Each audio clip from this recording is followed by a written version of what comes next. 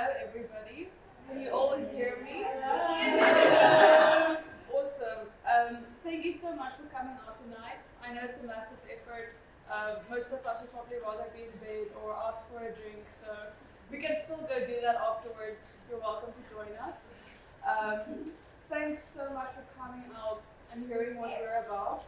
Tonight is really important for us as a studio because beyond interesting work, cool clients, and the big budget jobs, culture really is at the heart of everything that we do. We champion it each and every minute of the day, and it's also what we're most passionate about. So Daniella will tell you more about it later, but Batch didn't start because we had this pent-up amount of creativity that we needed to inject into the industry and tell everybody how fucking cool we are and how rad our work is. It was started out of necessity because we needed a safe space. Daniella makes the joke a lot that Batch could have just as easily been a product development studio or even a telemarketing company. It was never about the work.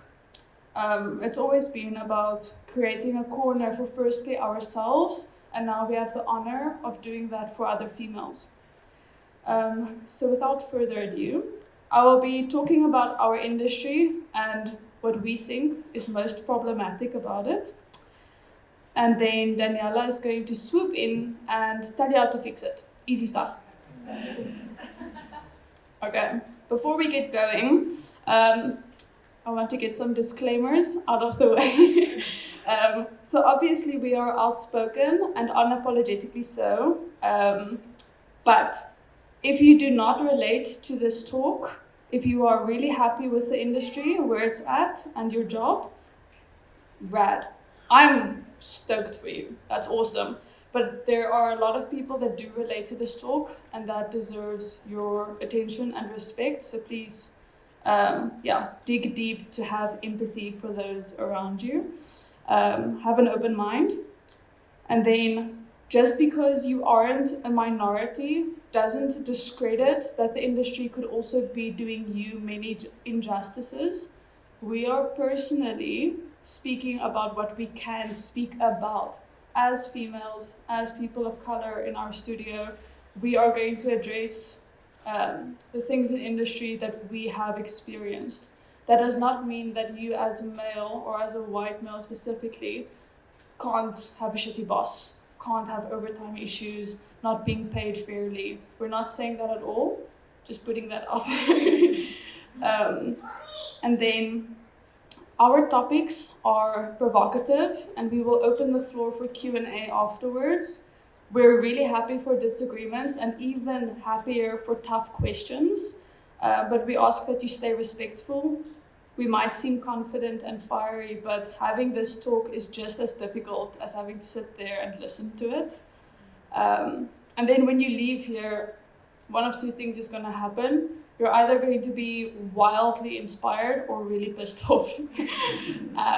We only accept those two emotions. There's nothing else. There's nothing in between. And both of those are good because it's going to start a discussion, and that's the aim of tonight. Okay, grab your popcorn, hold on to your seats, and let's get going. Okay, so the problem. The industry does not recognize its creatives as humans. That might sound like an extreme statement, but if we focus on the way that we treat creatives in the industry, it's much easier to understand.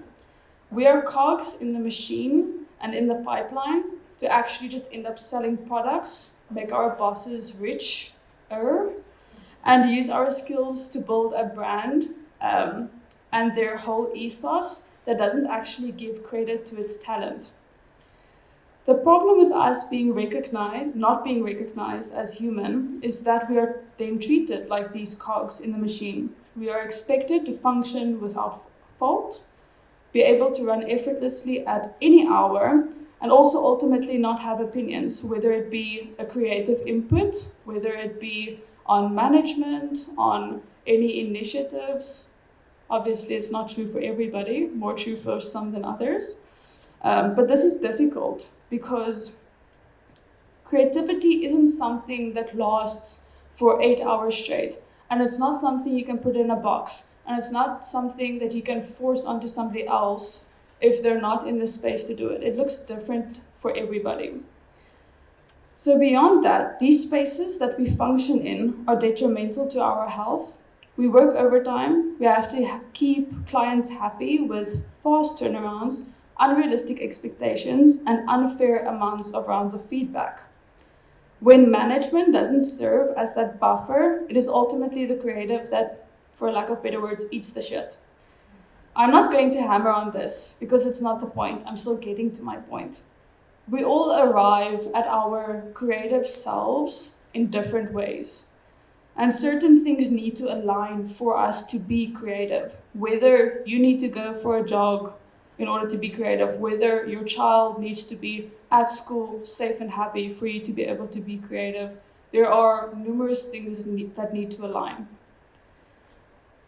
There is already very little compassion for us as humans that function in a very human way.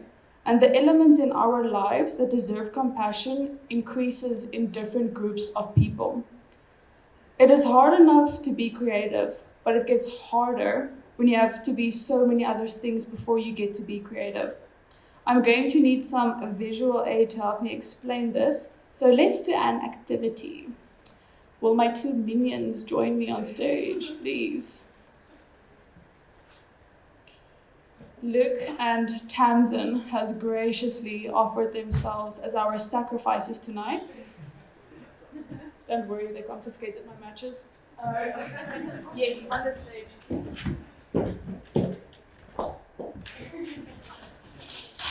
Did Isaac bring back all of my hoops? Yes.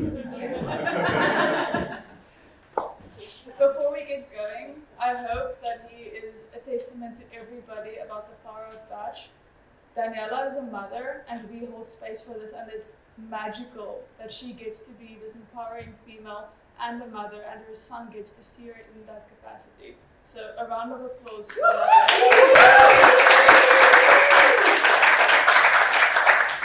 Okay. Luke and Tamsin are both creatives in the industry, each with their own path, experience, creativity, level, skill set, whatever, talent, all that jazz.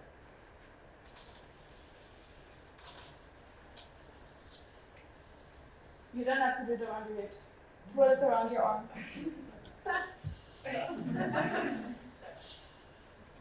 But Tamsin, you make a girl proud. There we go, Luke. You will know. Okay. So this is Luke and Tamsin performing their job. This is them functioning as a creative.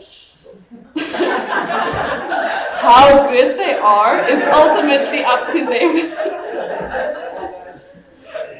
With this hoop also comes managing the shitty stuff like overtime, having to deal with an uncaring boss, negotiating a poor salary only to receive an increase that barely matches inflation. But I'm sure most of you get the gist. Now,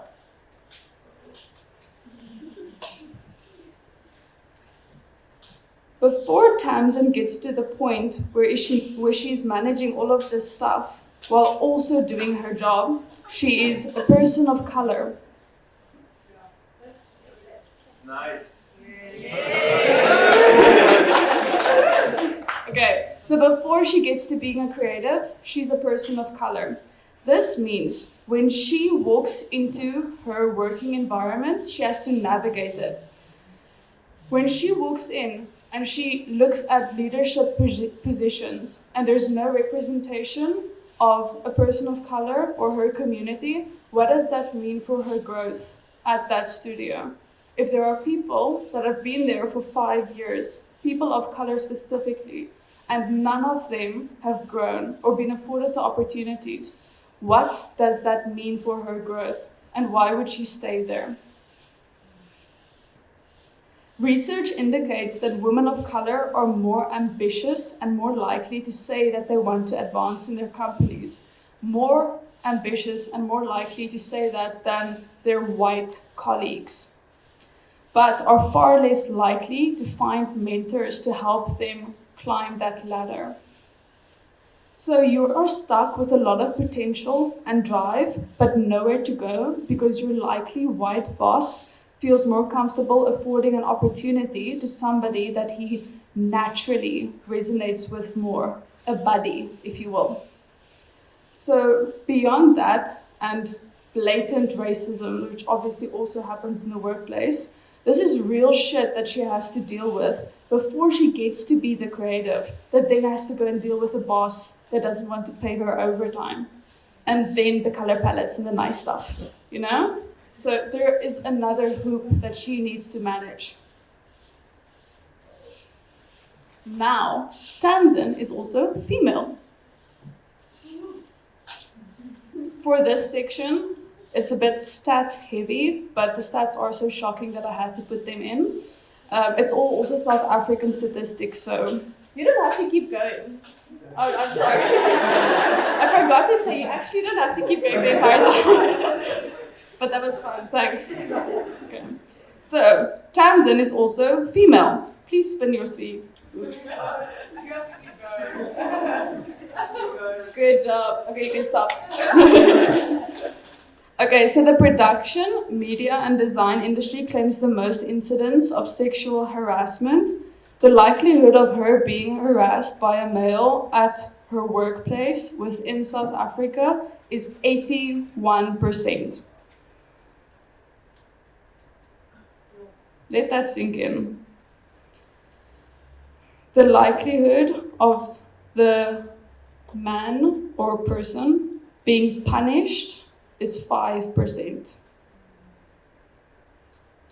This encourages them to do it again, while also proving to your female employee that she can't trust you to protect her in your environment, while she is working for you to execute your visions and make your business richer.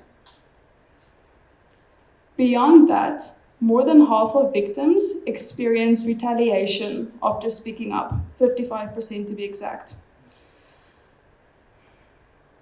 And their environment becomes so intolerable that they end up leaving, not because they're not good enough, and not because they couldn't upskill or handle the workload, because they couldn't stomach showing up. This happens. I don't need to hammer it in, this happens, believe me when I say it. They feel unsafe. And sexual harassment happens enough that it's a big enough issue that only 2% of organizations don't have sexual harassment policies. But I'm willing to bet that most of our studios is in that 2%.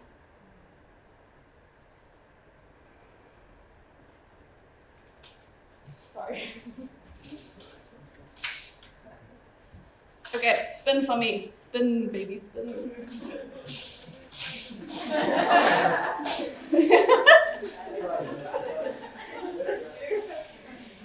Okay. That's perfect. Okay. Okay, you can stop. Okay. Then, mental health disorders or any form of psychological pain has no gender or sexual orientation, but in South Africa specifically, women are more likely to experience depression, but men are 4 times as likely to commit suicide. Many men do not have the words to describe their mental health symptoms, and their mother tongues might even not have names for it. So how are we holding space for this very human experience in our industry to make sure these people are safe, feel valued, know that they can be vocal about their needs instead of suffering and pushing themselves to the brink? Our industry is not equipped to handle this with compassion because our expectations of our cogs don't allow us to.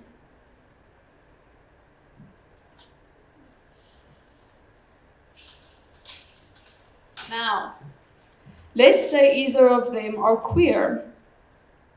Just because you have a view of the world or a narrative does not mean you get to discredit any other person's experience. That seems self-explanatory. I'm not here to preach for you. But the queer community experiences microaggressions at an unfathomable level, including misgendering and misrepresentation. If you and your buddy call each other derogatory names as a joke, and a queer colleague hears it, that means they don't get to arrive at work as their authentic selves, and they don't get to be respected for being themselves, which means they come to work as a dampened version of who they are and what they have to offer. You don't have to align with their values, but be kind enough to understand and respect it and not infringe on their human experience. I'm not handing out the ring for disabilities, religion, ethnicity. There are so many human experiences that I could go into. The principle stays the same. Only Tamsin. Yes. They can stand there. Okay.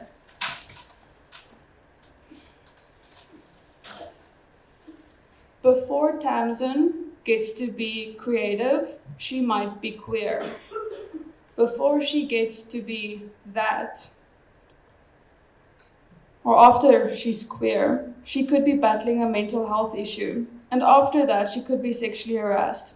After that, she could be working harder than her white male counterparts to fight prejudices and still not be rewarded or promoted. After that, she gets to sit with the shitty boss and the overtime and the forced pizza parties. And then she gets to suckle with color palettes, while also being exceptionally talented and inspiring as a creative. And same goes for Luke.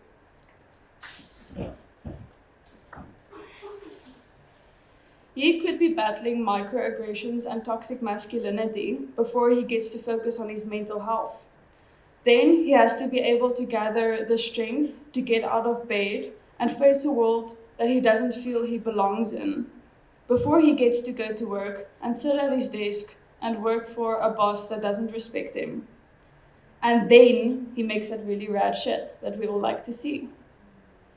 You feel me? Okay, thank you. You may go and sit.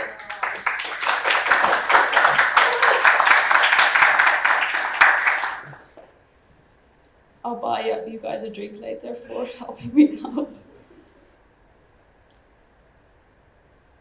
There needs to be a new standard of doing things, and it has to come from both sides. If you are struggling to understand these problems, take a step back and listen to a collective community that's telling you that they're struggling. This is a collective experience, and we're vocal about it. I promised, or I told Daniel, I don't know if I'm going to say this or not, but if you're sitting in your seat right now and you're like, you know what? I don't believe them. I don't think this is a problem. You're part of the problem. You have some level of audacity. If you're sitting there going like, I choose not to believe all of these people. So, from the creative. As creatives, we need to have higher expectations of the studios that hire us, and not just be thankful that somebody's willing to pay us to make art. I'm going to let that sink in because I know all of y'all are getting triggered by that. We should demand a space where we are respected.